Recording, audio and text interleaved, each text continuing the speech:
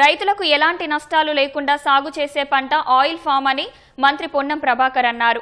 సిద్దిపేట జిల్లా హుస్నాబాద్ మండలం పోతారంలో oil form సాగుపై రైతులకు అవగాహన సదస్సులో జిల్లా కలెక్టర్ మను చౌదరి అధికారులతో కలిసి మంత్రి పాల్గొన్నారు.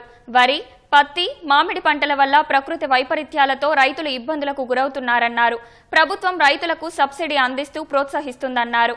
మెట్ట ప్రాంత రైతులు వర్షంపై ఆధారపడి ఉంటారని త్వరలోనే గౌరవెల్లి ప్రాజెక్టు కాలువలు పూర్తి చేసి సాగునీరు అందిస్తామన్నారు.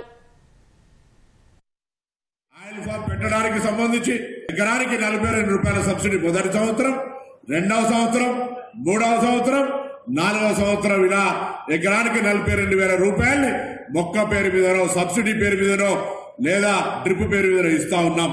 దాని తర్వాత 4వ సంవత్సరం నుంచి ఎకరానికి మీకు 60,000, 80,000, 1,50,000 ఆఖరికి ఎకరానికి ఇప్పుడున్న ధరతోటి 1,80,000 వస్తున్నటువంటి ప్రత్యక్షంగా మీరు చూస్తా ఉన్నారు. త్వరలోనే ఫ్యాక్టరీ ప్రారంభం చేసి ఆయిల్ ఫామ్ యొక్క ఆ గుత్తిలను ఇక్కడ వాటి అన్నింటినీ ఇక్కడనే హుస్నాబాద్ కేంద్రం కూడా ప్రారంభం చేసి ఆయిల్ ఫామ్ దిక్కు రండి. ఆయిల్ ఫామ్ ఫ్యాక్టరీ ఇక్కడనే ఉంది. మీ ఉత్పత్తిని హుస్నాబాద్ కేంద్రంలో ఉంటాం. వ్యవసాయ ప్రదర్శన, యంత్రాల ప్రదర్శన, ఆధునిక పనిముట్లు, దాని పట్ల వ్యవసాయ శాస్త్రవేత్తలు అవగాహన, అటు పనిముట్ల ప్రదర్శన జరుగుతుంది.